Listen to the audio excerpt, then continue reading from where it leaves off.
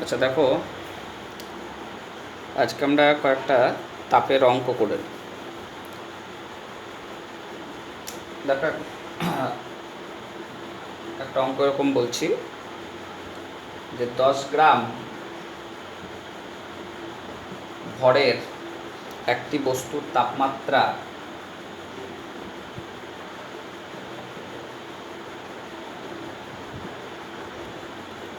25 degree Celsius থেকে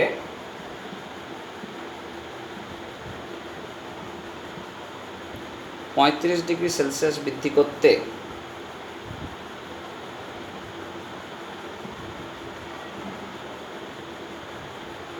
12 calorie তাপের প্রয়োজন।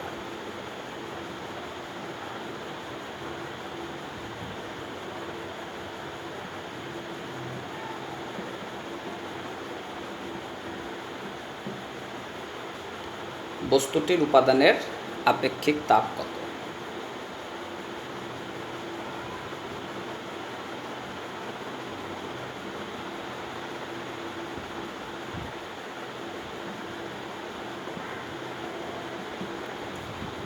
দেখো, আমরা ফর্মুলা কি জানি? Q is equal to M S T2 minus T1। তাহলে এম মানে কি? বস্তুর ভর, যেটা দেখো অঙ্কে বলা আছে 10 গ্রাম। এসটা আমাকে ক্যালকুলেট করতে হবে। T2 মানে হচ্ছে অন্তিম উষ্ণতা, যেটা বলা হচ্ছে 35। T1 মানে হচ্ছে প্রাথমিক উষ্ণতা, যেটা অঙ্কে বলা আছে দেখো 25। আর মোট যে তাপ গৃহীত হয়েছে সেটা হচ্ছে 12 ক্যালোরি। তাহলে কিউ এর ভ্যালু হচ্ছে 12। তাহলে আমরা বলবো কি 12 is equal two 10 into S into 10, বা এস সমান লেখা যাবে 12/10 ইন্টু 10।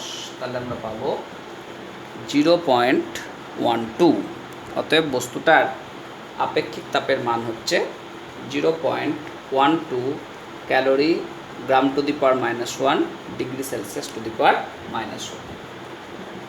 অতএব বস্তুর আপেক্ষিক তাপ 0.12 calorie gram to the power -1 degree Celsius to the power -1।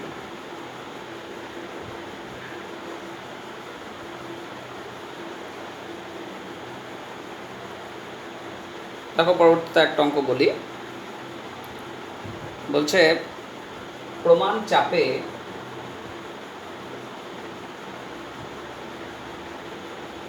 পঞ্চাশ গ্রাম জল 20 ডিগ্রি সেলসিয়াস থেকে স্ফুটনাঙ্কে পৌঁছতে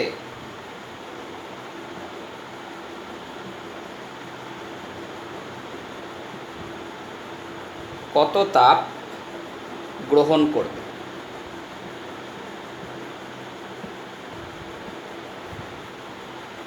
দেখো, এখানে জলের আপেক্ষিক তাপটা বলা নাই, কারণ জলের আপেক্ষিক তাপ স্ট্যান্ডার্ড ভ্যালু, এটা মনে রাখতে হবে তোমাদের। জলের আপেক্ষিক তাপের মান হচ্ছে 1 calorie per gram degree Celsius to the power 1 calorie per gram per degree Celsius.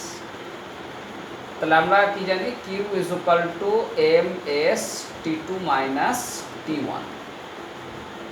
তাহলে এখানে কত তাপ প্রয়োজন হবে কিউটা ক্যালকুলেট করব। এমটা বলা আছে দেখো 50 গ্রাম, এসটা আমি বলে দিলাম 1 calorie gram to the power -1 degree Celsius to the power -1। T2 অন্তিম উষ্ণতা, সেটা 100 ডিগ্রি সেলসিয়াস। সরাসরি বলেনি, কিন্তু স্ফুটনাঙ্কে যাওয়ার কথা বলছে, তাহলে 100 ডিগ্রি সেলসিয়াস। আর T1 সেটা হচ্ছে 20 ডিগ্রি সেলসিয়াস। তাহলে আমরা কিউ সমান কি লিখব? 50 ইন্টু 1 ইন্টু 100 মাইনাস 20। তাহলে 50 ইন্টু 80, তাহলে 4000। অতএব গৃহীত তাপ 4000 ক্যালোরি। 4000 ক্যালোরি পরিমাণ তাপের প্রয়োজন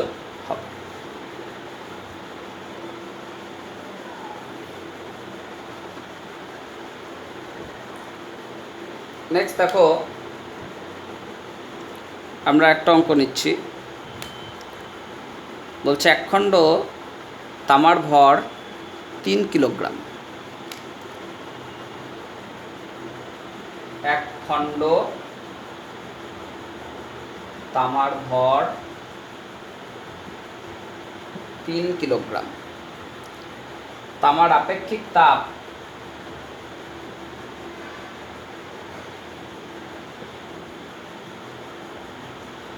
তামার আপেক্ষিক তাপ 0.09 calorie gram to the power -1 degree Celsius to the power -1 হলে খণ্ডটির তাপমাত্রা 10 ডিগ্রি বাড়াতে কত তাপ লাগবে? খণ্ডটির তাপমাত্রা 10 ডিগ্রি সেলসিয়াস বাড়াতে কত তাপ লাগবে? তাহলে দেখো, আমাদের ফর্মুলা তো একই, Q = MS T2 - T1। তা এমটা এখানে বলা আছে 3 কেজি, কেজিতে রাখলে হবে না কারণ এটা সিজিএস ইউনিটে আছে। দেখো আপেক্ষিক তাপটা সিজিএস এককে আছে, আর কিলোগ্রাম হচ্ছে এসআই একক, তাহলে এটাকে লিখে নাও 3000 গ্রাম। এস হচ্ছে 0.09। আর এখানে দেখো বলছে 10 ডিগ্রি বাড়ানোর কথা বলেছে। তাহলে আমরা আগের অঙ্কগুলো কি দেখলাম, যে একটা থেকে আর একটা বলে দিয়েছে, যে 25 থেকে 35 গেল কি 20 থেকে স্ফুটনাঙ্কে গেল, তখন আমরা কি করছিলাম, দুটো উষ্ণতার বিয়োগ করছিলাম। আর এখানে যেহেতু 10 ডিগ্রি উষ্ণতা বাড়ানোর কথা বলছে, তার মানে এদের বিয়োগফলটাই হচ্ছে 10। তাহলে আমরা কি লিখব, 3000 গণিত 0.09 ইন্টু 10। তাহলে একটু দশমিকটা তুলে অ্যাডজাস্ট করে নাও, শূন্যটা কেটে দাও, 3 × 9 = 27, দুখানা শূন্যতে গৃহীত তাপ 2700 ক্যালোরি। 2700 ক্যালোরি তাপ প্রয়োজন।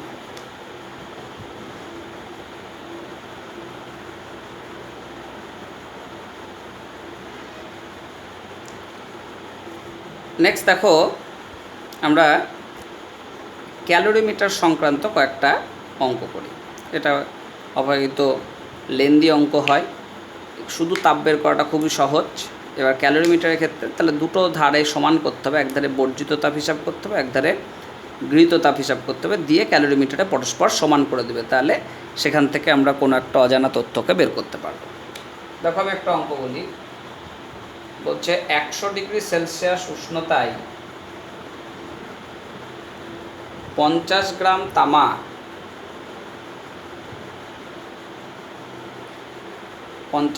তামা 30 ডিগ্রি সেলসিয়াস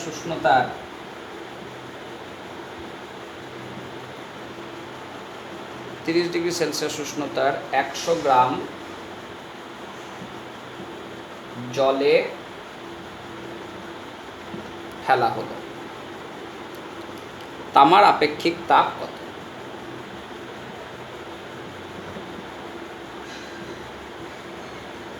তামার আপেক্ষিক তাপ কত?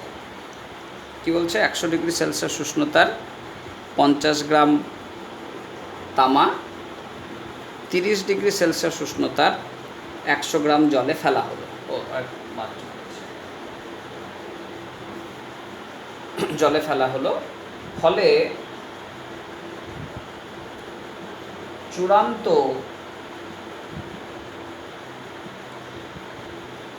তাপমাত্রা হলো 50 ডিগ্রি সেলসিয়াস। এবার বলছে তামার আপেক্ষিক তাপ কত? তাহলে তামার উষ্ণতাটা বেশি 100 ডিগ্রি, জলের উষ্ণতাটা কম 30 ডিগ্রি। আর এরা যখন মিশে যাচ্ছে পরস্পর তখন শেষ উষ্ণতা হচ্ছে 50 ডিগ্রি। তাহলে তামার উষ্ণতা হ্রাস হচ্ছে কতটা? 100 - 50, 100 থেকে শেষ পর্যন্ত 50-এ দাঁড়ালো। আর জলের উষ্ণতা বৃদ্ধি কত হচ্ছে? 50 - 30, কারণ 30 ডিগ্রিতে ছিল, সেখান থেকে উষ্ণতা বেড়ে 50 হলো, তাহলে উষ্ণতা বাড়লো 50 - 30। তাহলে আমরা তামার আপেক্ষিক তাপ এটাকে ধরে নিই S calorie gram to the power -1 degree Celsius to the power -1। তাহলে তামার দ্বারা বর্জিত তাপ, তাহলে তামা তো উষ্ণ, 100 ডিগ্রি সেলসিয়াসে ছিল, তাহলে বর্জিত তাপ, তাহলে কি করব? MS T2 - T1, সব ক্ষেত্রে একই, যেখানে T2 মানে উচ্চ উষ্ণতা, T1 মানে নিম্ন উষ্ণতা বলা। তাহলে তামার ভর কত বলটার? 50 গ্রাম। আপেক্ষিক তাপটা জানি না। অন্তিম উষ্ণতা কত হলো তোমার? 50 ডিগ্রি সেলসিয়াস। প্রাথমিক কত ছিল? 100 ডিগ্রি সেলসিয়াস। তাহলে এখানে যেহেতু শীতল হচ্ছে, তার জন্য বড়টাকে, বেশি টেম্পারেচারটাকে আমরা T2 ধরছি, 100 থেকে 50-এ আসলো। তার মানে চেঞ্জ অফ টেম্পারেচারটা কত? সবসময় চেঞ্জ অফ টেম্পারেচার হিসাব করবে, উষ্ণতার পরিবর্তন। তাহলে 100 থেকে কমে 50-এ আসলো, মানে উষ্ণতার পরিবর্তন হচ্ছে 100 - 50 বা 50। এটা S, এটা 5। তাহলে আমরা লিখব কি? 50 × S × 50 ক্যালোরি। এটা হচ্ছে তামার বল দ্বারা বর্জিত তাপ।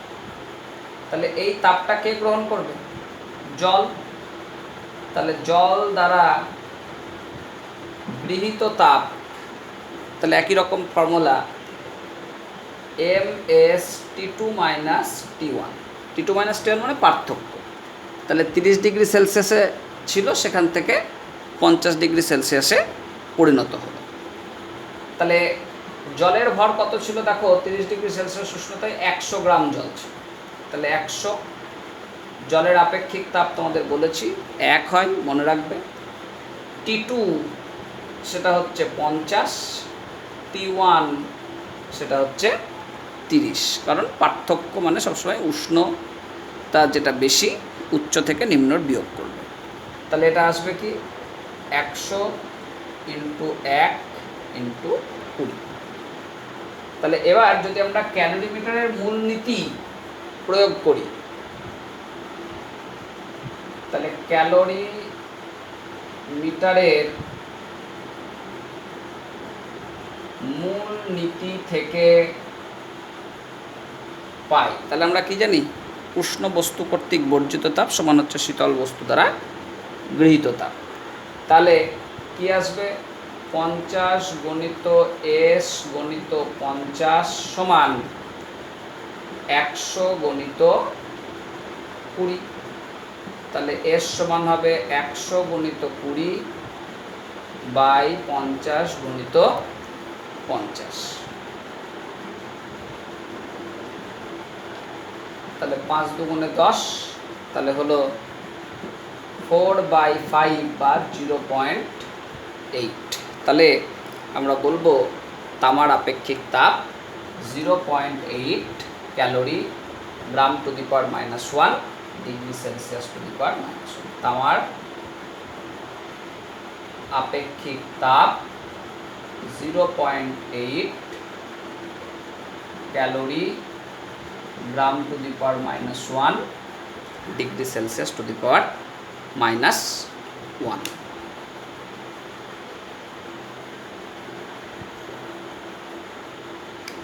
পরবর্তীতে আরেকটা অঙ্ক দেখো, বলছে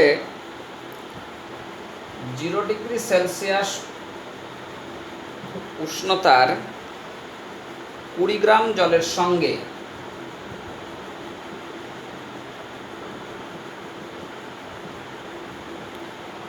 10 ডিগ্রি সেলসিয়াস উষ্ণতার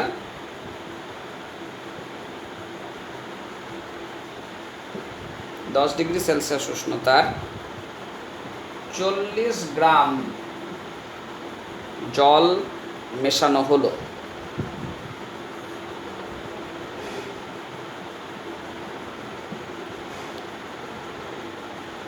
জলের চূড়ান্ত তাপমাত্রা কত হবে? চূড়ান্ত তাপমাত্রা কত হবে?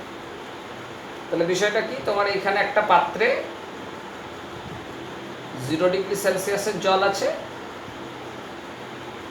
আর একটা পাত্রে 10°C উষ্ণতার জল আছে। এবার তুমি কি করছো, এদের ভর আলাদা আলাদা, এটা 20 গ্রাম আছে, এটা 40 গ্রাম আছে, এবার এদেরকে একসঙ্গে মিশিয়ে দিচ্ছ, এটাকে ধরো এর মধ্যে নিয়ে এসে ঢেলে দাও। তাহলে বলছে যে এইখানে মিশ্রণ যেটা হয়ে গেল, এটা যখন এখানে মেশানো হলো তখন এই মিশ্রণের উষ্ণতা কত হবে? তাহলে ধরি মিশ্রণের উষ্ণতা হবে T°C। তাহলে টিটা কি হবে? 0 থেকে বেশি কিন্তু 10 থেকে কম, কারণ এটা উষ্ণ এটা শীতল, তাহলে মেশালে উষ্ণতা মাঝামাঝি থাকবে। তাহলে মাঝামাঝি থাকছে মানে কি, এর থেকে কিছুটা কমবে আবার এর থেকে কিছুটা বাড়বে। তাহলে এখানে মাথায় রাখবে 10°C গ্রেটার দ্যান টি গ্রেটার দ্যান 0°C, এই তথ্য কিন্তু মাথায় রাখবে। তাহলে এখানে শীতল জল কোনটা? 0°C উষ্ণতা, আর উষ্ণ জল কোনটা? 10°C উষ্ণতা। তাহলে আমরা লিখব কি, উষ্ণ জল দ্বারা বর্জিত তাপ MS T2 - T1। তাহলে M হচ্ছে কত? 20 গ্রাম। ও আচ্ছা, উষ্ণটা বলেছি, তাহলে উষ্ণটার ক্ষেত্রে জলের ভর হচ্ছে 40 গ্রাম। জলের আপেক্ষিক তাপ 1, তার জন্য বলা নাই। T2 মানে হচ্ছে উষ্ণতর উষ্ণতাটা, আর T1 মানে হচ্ছে শীতলতরটা। তাহলে উষ্ণ জলের ক্ষেত্রে 10° ছিল, সেখান থেকে T হয়েছে, তাহলে এটা মানে হচ্ছে 10 - T। আর শীতল জল দ্বারা গৃহীত তাপ, সেটা আমরা কি লিখব? MS T2 - T1। তাহলে শীতল জলের ভর কত? 20 গ্রাম। জলের আপেক্ষিক তাপ 1। T2 মানে কি? উচ্চতর উষ্ণতাটা। তাহলে এখন উচ্চতর কোনটা? T। আর শীতল নিম্ন উষ্ণতা হচ্ছে 0। তাহলে এবার আমরা ক্যালোরিমিটারের মূলনীতি অনুসারে বলতে পারি কি, এইটা সমান এইটা। তাহলে সেখান থেকে আমাকে টিটাকে গণনা করতে হবে।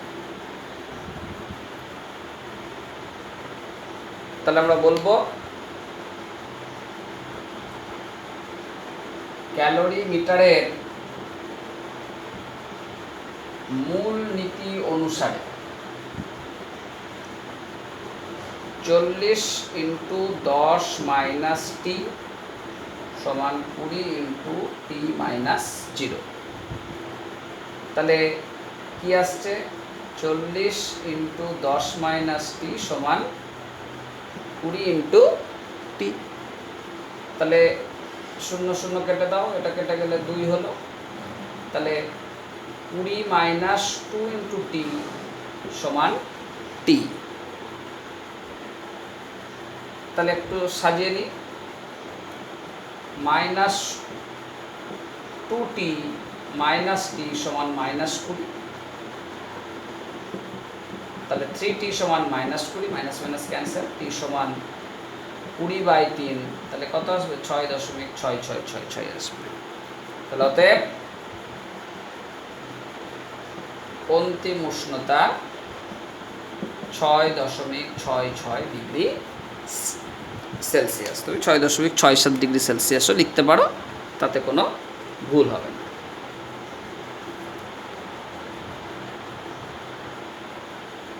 নেক্সট দেখো, আমরা আরেকটা অঙ্ক করব। তাহলে মোটামুটি তোমাদের এই সম্পর্কে ধারণা স্পষ্ট হবে। দেখো নেক্সট অঙ্কে বলা হচ্ছে যে 100 ডিগ্রি সেলসিয়াস উষ্ণতার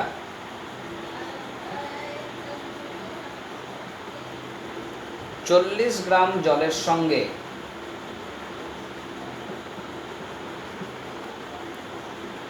150 গ্রাম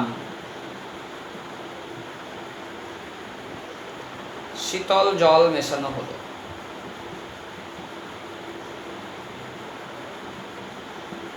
শীতল জল মেশানো হলো। মিশ্রণের উষ্ণতা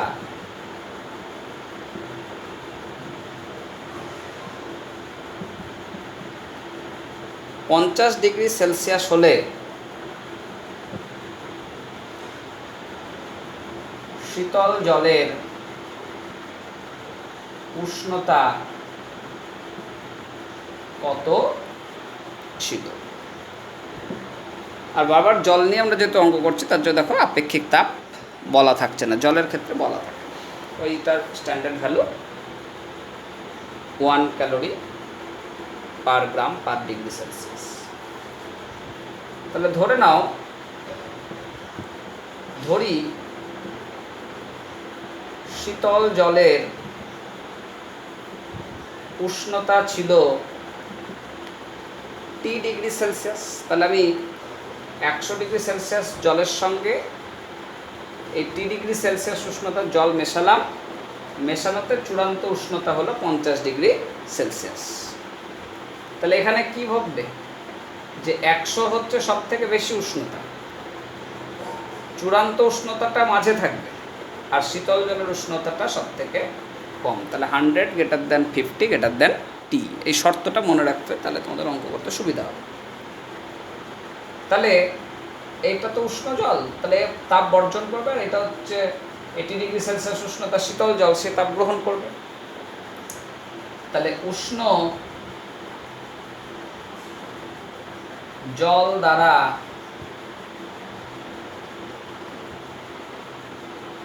বর্জিত তাপ, তাহলে কি হবে MS T2 - T1। তাহলে M হচ্ছে 40 গ্রাম জল, আপেক্ষিক তাপ হচ্ছে 1।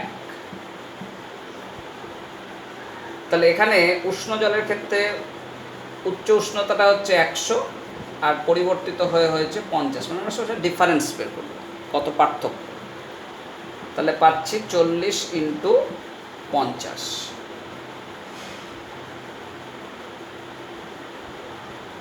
আর শীতল জল দ্বারা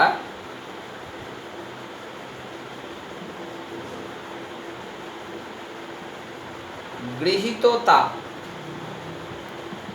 সেটা কত হবে MS T2 - T1। তাহলে শীতল জলের ভর কত 150 গ্রাম, এই দেখো অঙ্কে বলা আছে 150 গ্রাম। আপেক্ষিক তাপ তো 1, T2 মানে এখানে উচ্চ উষ্ণতাটা সেটা হচ্ছে 50, আর T1 মানে শীতল জলের প্রাথমিক উষ্ণতা যেটা ছিল T। তাহলে এখান থেকে তোমাকে T হিসাব করতে হবে। তাহলে আবার তোমরা কি করবে, ক্যালোরিমিটারের মূলনীতি, ক্যালোরিমিটারের মূলনীতি অনুসারে, ক্যালোরিমিটারের মূলনীতি অনুসারে আমরা লিখব কি, উষ্ণ বস্তু কর্তৃক বর্জিত তাপ সমান শীতল বস্তু কর্তৃক গৃহীত তাপ।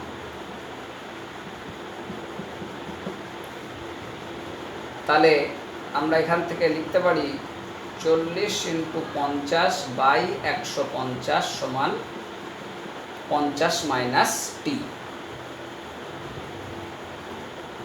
একটু সিম্পলিফাই করে নিলাম, 3 হলো। তাহলে 40/3 সমান হচ্ছে 50 - T।